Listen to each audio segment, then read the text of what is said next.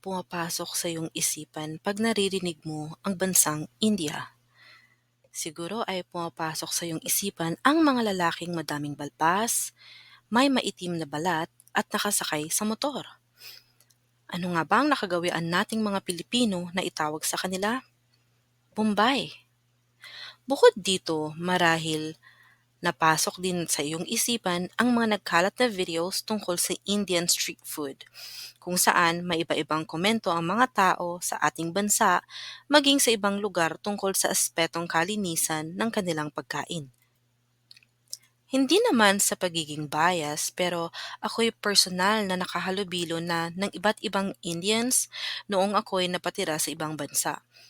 Hindi ko masasabing kabisado ko ang kanilang kultura, ngunit nakatagpo na ako ng mga professionals at sila'y aking hinahangaan hanggang sa mga mahihirap na Indians na mas pansin ang kakaibang ugali, tulad na lang na matinding pagtitig sa mga babae. Inuulit ko, ito'y personal kong experience at ito'y hindi panghuhusga sa kanila. Maaari din kayong mag-share ng inyong mabubuti o mga kakaibang experience sa comment section. Binabanggit ko ito dahil sa dalawang kasong gusto kong i-share sa inyo dahil sa kanilang common denominator, ang bansang India. Nung mga nakaraan ngang buwan ng Agosto taong 2024 ay nagulantang ang lahat sa matinding balita tungkol sa isang postgraduate trainee doctor sa Kolkata, India na si Dr. Mamuta Debnath. Siya ay walang awang pinagsamantalahan at inalisan ng buhay. Ang kanyang katawan ay natagpuan sa isang seminar room sa loob mismo ng hospital kung saan siya ay naka-duty. Ang insidenteng ito ay nagdulot ng iba't ibang debate at argumento ukol sa kaligtasan ng mga kababaihang doktor sa India. Ito ay nagdulot ng matinding galit, pambansa at pandaigdig ng mga protesta at mga kahilingan para sa masusing investigasyon.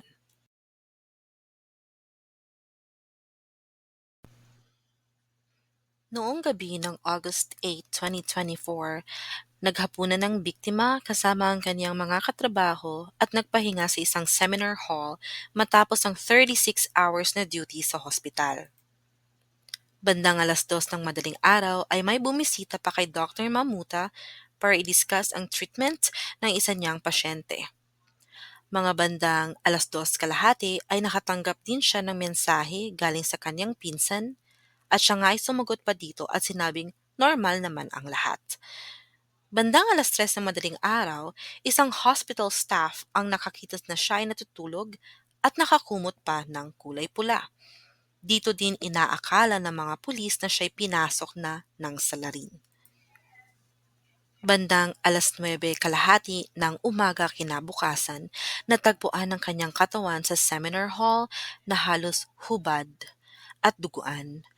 Ang kanyang mga mata, bibig at ari ay puro dugo din. Ang kanyang salamin ay natagpuan katabi ng kanyang laptop computer na nagsasuggest na siya'y nanlaban pa. Kinalaunan, idineklara siyang wala ng buhay.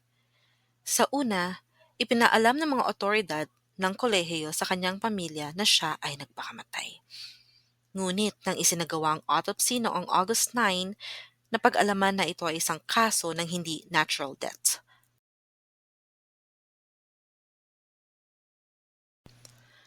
Natuklasan sa autopsy na ang biktima ay ginahasa at inabuso bago pinatay sa pamamagitan ng pagsakal. Babala, masyadong graphic ang susunod kong mga sasabihin kaya isishare ko na lang din sa isang larawan ang mga natamo ni Dr. Mamuta. Ayon sa ulat ng autopsy, siya ay nagtamo ng malalalim na mga sugat sa kanyang ari, labi, kaliwang binti, kanang kamay, daliri, leeg at muka. Ipinakita rin sa ulat na ang mga galos sa mukha ay malamang dulot ng mga kuko ng salarin. Ayon sa ulat, pinisilang kanyang bibig at lalamunan at siya'y sinakal na nagresulta sa pagkaputol ng cartilage ng kanyang thyroid. Binanggit din sa ulat ang pagdurugo mula sa kanyang mga mata, bibig at ari na ang mga sugat sa kanyang ari ay inuugnay sa perverted sexuality at genital torture. Hindi pa matukoy ang eksaktong dahilan ng mga pinsala sa kanyang mga mata. Marami nagsasabi na marahil sa suot niyang eye protection while on duty. Natagpuan din sa postmortem autopsy na may humigit kumulang na 150 milligrams ng likido ng lalaki sa vaginal swab na nag-udyok sa mga doktor at sa mga magulang ng biktima na maaaring biktima nga siya ng gang rape. Gayunpaman, pinabulaanan ng Kolkata Police ang mga pahayag na ito bilang tsismis na sinasabing imposible raw na matukoy ang mga likidong ito ay mula sa maraming individual gamit lamang ang mga mata.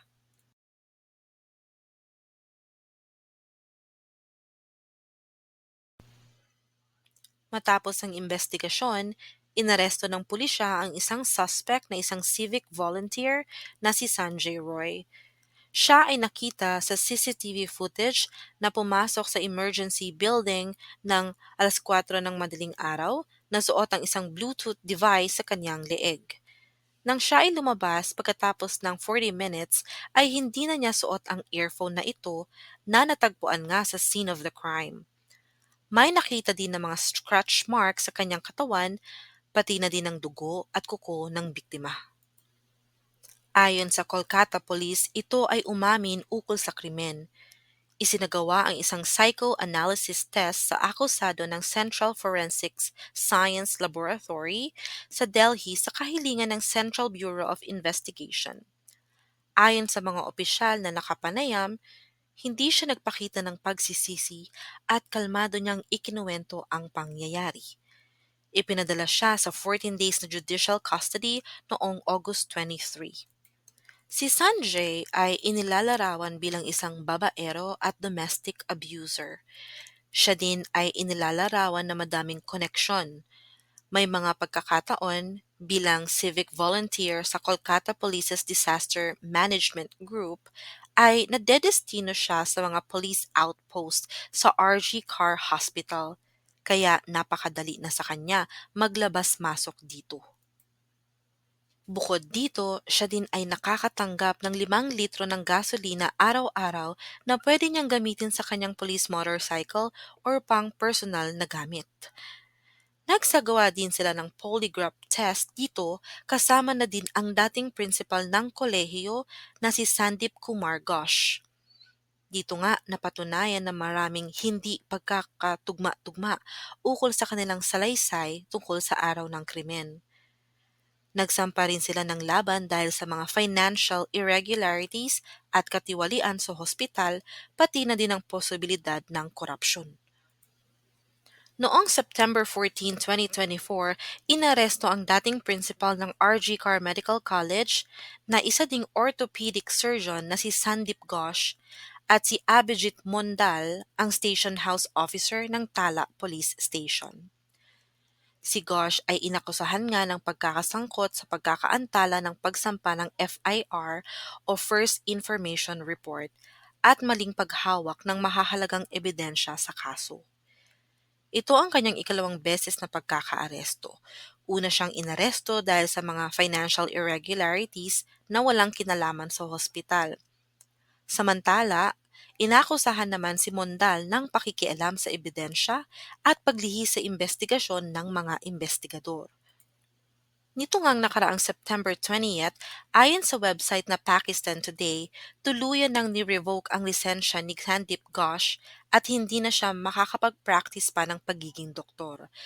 Ang official form nga na galing mismo sa West Bengal Medical Council ay nagkumpirma na naalis na siya sa mga rehistradong medical practitioners. Hanggang ngayon ay tila mainit pa din ang investigasyon at tila bakit parang may pinagtatakpan ang mga pulis o ang mga akusado. Meron ding mga bulong-bulungan na si Dr. Mamuta ay sadyang pinatapos na dahil sa kanyang marami nang nalalaman sa lihim ng hospital na ang iba nga ay tungkol daw sa mga organ trafficking. Dahil nga dito, naisip kong idugtong ang pagkakapareho ng pangyayari sa isa ding scientist na inalasan din ng buhay at ng pangarap sa bansang India. Kung mahilig ka sa mga ganitong content at ito ang mga pinakikinggan mo, maaaring na-research mo na din ito o napanood. Una ko Subscribe. 'tong napanood nung bata pa ako pero mas naintindihan ko nung inulit ko ito. Ito ay ang episode 33 ng Calvento Files na ginanapan nga ni Miss Chris Aquino. Ito ay naglalarawan ng naging buhay ni Dr. Solier sa India. Madami itong pagkakapareho kay Dr. Mamuta, pati na din ang aspetong politikal. Isang malaking potensyal at malaking tulong sa bansa sana si Dr. Solier kung hindi siya maagang nawala.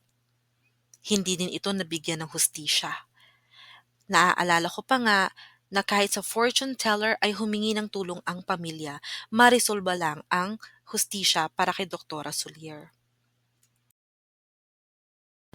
Noong 1990s, kahit ako'y bata pa ng mga panahong ito, ay aware na ako sa napakadaming OFWs na umuwing wala ng buhay. May mga sinasabi na namatay ang mga ito dahil sa suicide or sakit. Pero paanong magkakasakit ng biglaan at mawawalan pa ng buhay ang isang overseas Filipino worker kung bago ito umalis ay meron naman itong medical na nagsasabing ang mga ito'y fit to work. Sa kasamaang palad, madami pa ding Filipino ang nagpupunta sa iba't ibang bansa upang makipagsapalaran ng buhay. Si Dr. Maria Victoria Solier ay naiiba dahil hindi naman siya isang DH. Siya ay isang Science Research Specialist sa Philippine Nuclear Research Institute na ipinadala ng ating gobyerno sa Baba Atomic Research Center sa Nooy, Bombay, India upang kumuha ng training course sa radiation processing. Sa pagkakaalala ko nga sa episode na ito ng Calvento Files ay dapat sa Japan ang una niyang destinasyon ngunit biglang nagbago ito. Kahit na medyo nadiskorahe ay tumuloy pa din siya sa kanyang pag-alis. Umalis siya noong August 13, 1993 at inaasahang makakabalik ng bansang Pilipinas sa December 16 ng kaparehong taon. Ngunit hindi nga umabot ng 4 na buwan si Dr. Solier sa India ay ibinalik na siya sa ating bansa noong November 26 na isa ng malamig na bangkay. November 17, 1993, 2 araw bago ang kanyang kamatayan, nakatanggap ng tawag sa telepono si Homer Solier, isang chemical engineer na kapatid ni Dr. Maria Victoria, bandang alas 10 ng umaga. Ang tumawag ay nagtatanong tungkol sa schizophrenia. Hinahanap din nito ang isa pa nilang kapatid na isa ding doktor. Binanggit din nito na si Maria ay dumadanas daw ng schizophrenic episodes. Ngunit pinabulaanan ito ni Dr. Emma Cancino ng Philippine Nuclear Research Institute. Si Dr. Emma ang pumirma sa medical ni Dr. Solier bago ito makaalis ng bansa na nagsasabing siya ay physically at mentally fit. Kinumpirma din ng mga staff ng ISOMED Bombay na wala silang anumang napansing abnormal sa kinikilos ni Maria Victoria Solier. November 20, 1993, madaling araw ay gising pa ang pamilya Solier dahil sa pagdating ng isa pa nilang kapatid galing ng Estados Unidos. Ang isa sanang masayang pagsasama-sama ay nagbago nang makatanggap ng tawag sa telepono si Nick Solier, isang CPA na kapatid din ni Maria Victoria. Ang long-distance call from India ay galing sa babaeng nagngangalan na Melba Atienza. Dito nga'y sinabi ni Melba Atienza na si Maria Victoria ay pumanaw na dahil sa pagpapakamatay.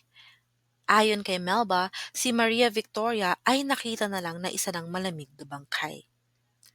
Sa pagkakaalala ko, si Melba ang naging tulay ng pamilya sa India dahil wala pa namang social media ng mga panahon na iyon.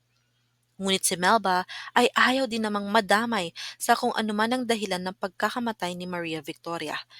May mga pagkakataon pa nga na kapag tinatawagan ng pamilya Solier si Melba ay hindi ito makapagsalita dahil madaming Bombay na nakapaligid sa kaniya. Si Melba ay isang kakilala ni Maria Victoria sa India. Isa din siya sa mga nagtitraining doon. Nagkakilala sila sa isang party ng mga foreigners at dahil parehong dayuhan sa bansang India, sila ay naging malapit din sa isa't isa. Si Marivic, kung tawagin ng kanyang 8 kapatid, ay may mas pinakamatapang na personalidad sa kanilang magkakapatid. Siya din ay masayahin at nadadala ang lahat sa tawa sa kabila ng kanyang mga trials, kaya nga din ang tingin ng mga tao sa kanya ay walang problema. Pero kahit pa ganun, malaki ang duda ng pamilya Solier sa kanyang alleged suicide. Upang maibalik kaagad ang kanyang labi, hininga ng tulong ng pamilya ang kanilang kamag-anak na si Senadora Leticia Ramos Shahani, na kapatid ng nooy kasalukuyang presidente ng Pilipinas na si Presidente Fidel Ramos. Si Senadora Shahani ay nakapangasawa ng Bombay kaya't marami itong koneksyon. Nakatulong naman ito kaya't imbis na maiuwi ang katawan ni Maria Victoria sa loob ng isang buwan, ay nakabalik ito ng Pilipinas sa loob lamang ng isang linggo. Dahil nga hindi kumbinsido ang pamilya sa pagpapakamatay daw ni Dr. Solier, hiniling nila ang kanyang katawan ay ma-re-autopsy kaya't kabilin-bilitan ng pamilya bago maibalik si Doktora ay kung maaari ay ilagay lang siya sa isang freezer upang ma-preserve ang kanyang katawan, maipadala siya ng buo at huwag galawin. Kaya't sila ay sumulat sa Indian Embassy para magpadala ng representative para sa re-autopsy, ngunit ang embassy ay tumanggi. Kaya't nang ni-re-autopsy ang katawan ni Maria ay walang representative from India. Wala din namang dahilan na ibinigay ang Indian Embassy ukol dito. Ayon sa police report ng Bombay, si Maria Victoria ay nagpakamatay sa pagtalon mula sa ikalabindalawang palapag sa kanyang tinutuluyang hostel. Subalit iba ang natuklasan nang ni-re-autopsy ang kanyang katawan sa National Bureau of Investigation, na kung saan nga si Dr. Hilarion Solier Jr. ang sumaksi nito. Pagbukas pa lang ng kanyang casket ay nakita na nila na ang kanyang suot ay ang kanya lamang pambahay na damit. Nang ilabas ang kanyang katawan ay nakita nilang puno ito ng pasa at suntok sa buong katawan. Ang kanyang mga sugat sa likod na nakareport sa Indian autopsy as mild ay worst pala. Ang kanyang likod ay halos wala na ding balat at nakikita na ang kanyang mga laman. Ang natamo naman na pasa at bugbog ng kanyang ulo ay posibleng hindi natamo sa pagkakahulog sa mataas na gusali, ngunit sa pagpalo ng maraming beses. Ang kanyang mga bugbog ay hindi din nagmamatch sa pagkahulog sa isang mataas na gusali, kaya't dito mas tumibay ang kanilang hinala na hindi ito nagpakamatay. Ang kanyang incision line ay napakahaba. Nagsimula ito sa kanyang leeg hanggang sa kanyang ari. Nang ito'y buksan, nakita din nila ang mga nawawalan nitong internal organs tulad ng kanyang uterus, right kidney, pancreas, spleen at bituka. Kaya't lalong nakakaduda kung bakit kailangan nila itong gawin. Ang iba namang natirang organs ay tila hiniwa-hiwa na nilalarawan nga ni Dr. Hilarion Solier na kapareho ng ulam na bopis. Nang dahil dito, natagalan at nahirapan silang kilalanin at pagdugtong-dugtungin ang mga lamang loob nito. Dahil nga sa nawawala na ang kanyang uterus, wala nang similya silang makita na magiging ebidensya sana na siya'y nagahasa. Pati na din ang kanyang bituka, bakit ito kailangang alisin? Hindi na din tuloy nila malaman kung ano ang huling kinain, pinakain o pinainom kay Dr. Maria Victoria bago siya pinatay. Ayon kay Dr. Hilarion, isa lang ang pinapahiwatig nito para isupres ang ebidensya ng tunay na dahilan ng kanyang kamatayan. Nang pinadala naman ng India ang kanilang autopsy result, ay lalong mas tumindi ang hinala na na-rape ang biktima. Unang deskripsyon nga ay wala siyang saplot sa katawan at bukod pa dito, meron siyang laceration o sugat sa pagitan ng kanyang puwetan at ari. Nakitaan din siya ng mga puting mucus at puting discharge sa kanyang ari. Sinabi din dito na ang kanyang utak ay intact, ngunit inalis nila ang utak nito at pinalitan ng basahan. Ang iba namang parte ng utak ay nakita sa kanyang tiyan na nakahiwa-hiwa na. Hinihinala din nila na ang kanyang isang kidney ay posibleng tin-transplant na din. Ang kanyang mga bugbog ay nangyari anti-mortem, ibig sabihin buhay pa siya nang siya ay bugbugin. Isa din itong indikasyon na lumaban si Dr. Maria Victoria. Noong nabubuhay pa si Doktora Maria Victoria ay patuloy ang kanyang pagsulat sa pamilya. Inihayag niya na nakaalitan niya si Dr. J. Sharma, ang isa sa kanyang trainer. Si Maria ay very vocal sa kanyang nararamdaman kaya't ibinahagi niya ang kanyang pagkadismaya sa mga Indian dish lalo't ang mga ito'y kinakamay lamang. Hindi ito nagustuhan ni Dr. Sharma at sinabihan siyang kung hindi mo gusto ang Indian food ay walang dahilan na nandito ka pa. Bukod dito, binanggit din niya ang di nila pagkakasundo sa pagsusolve ng isang tipo ng eksperimento dahil gusto itong gawing komplikado ni Dr. Sharma na maaari namang simple lang sa ating bansa. Maaaring hindi nagustuhan ng doktor ang pagiging vocal at pagiging alpha ni Doktora Solier dahil na din sa pagkakaiba ng kultura. Bukod dito, may isa din siyang trainer na hindi niya nagustuhan ang asta dahil sa tila paghawak daw nito sa kanyang dibdib. Ayon sa kanya, ang mga trainers or isa sa mga trainers niya ay mga conceited, kaya mas lalong nagmamadali na siyang umuwi ng Pilipinas. Isa pa, tila binabasa namang ito ang kanyang mga sulat kaya't sa huli ay binago niya ang mga estilo ng kanyang pagsulat sa pakiramdam na minamanmanan siya ng mga ito. Si Maria ay tumatawag din sa kanyang mga kaibigan at sinasabing sa kanila ang kanyang kasiyahan sa nalalapit na pag-uwi. Sinabi niya na ang kanyang plano na sila ay magsasama-sama at siya ang magluluto para sa kanila. Isa din ito sa mga ebidensya na wala siyang balak kitilin ang kanyang sariling buhay. Bukod sa pagpatay, ay napagnakawan din si Doktora Solier. Meron siyang isang litrato na may suot na diamond ring, ngunit nawawala na ito. Ang kanyang $1,000, blanket at iba pang mga pasalubong na binili nito ay nawawala na rin. Ang pinakamalala ay ninakaw din ang kanyang research tungkol sa isang microorganism na pwedeng tumunaw sa plastic at ang 3 antibiotic na pwedeng makagamot sa tuberculosis sa murang halaga.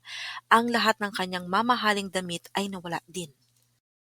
Pinuna ng pamilya ang Philippine Embassy sa India dahil sa walang kaalam-alam ang mga ito sa sinapit ng Pilipina scientists at tila ang pamilya pa ang nag-inform sa mga ito.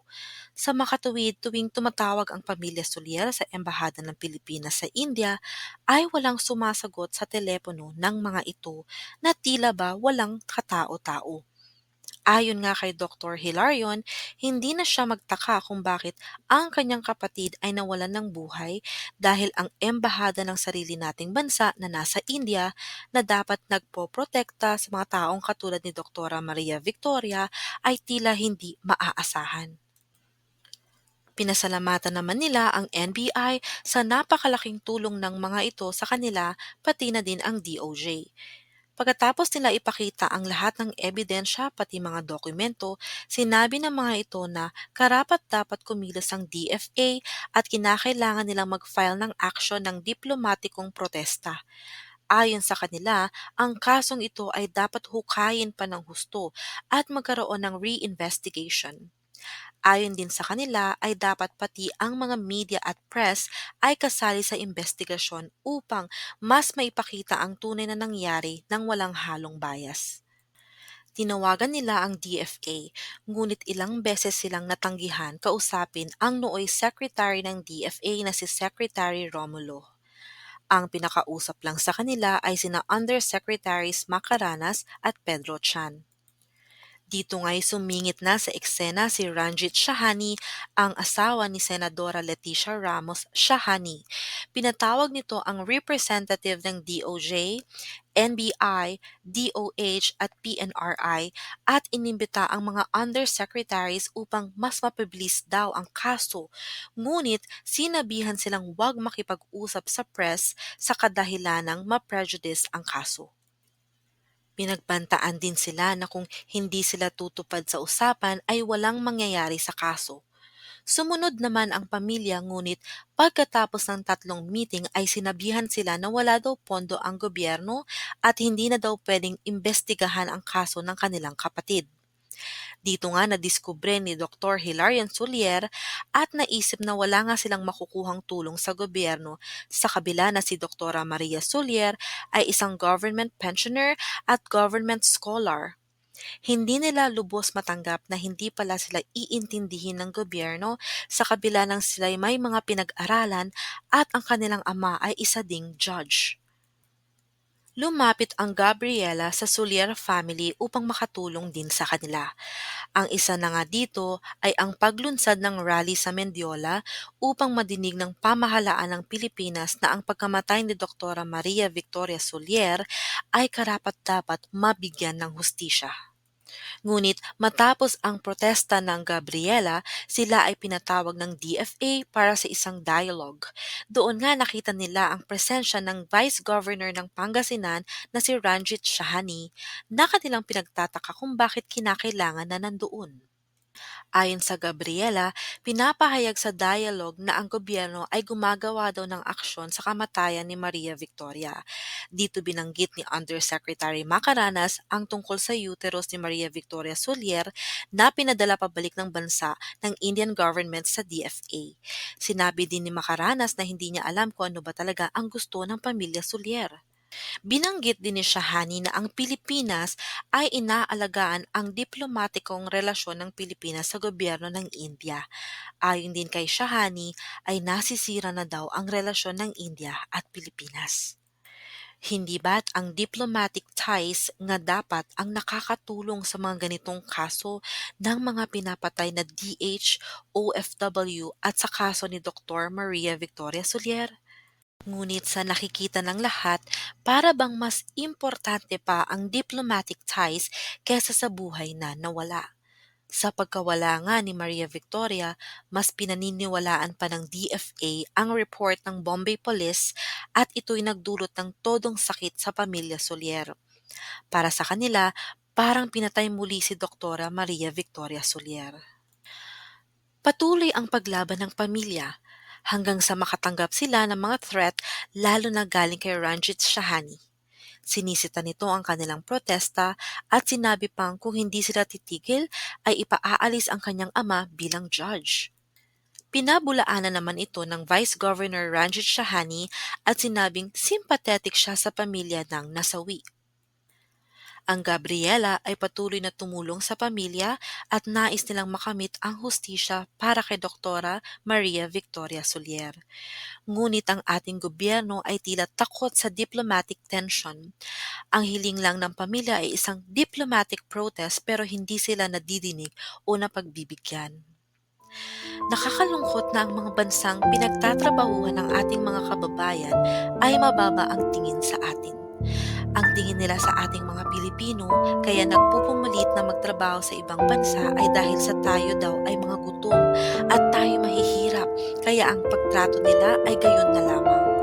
Kaya't para sa kanila, kinakayan-kayanan na lang tayong alilain o alipinin. Maraming salamat sa pakikinig. Kung mahilig ka sa mga ganitong content, don't forget to like and subscribe.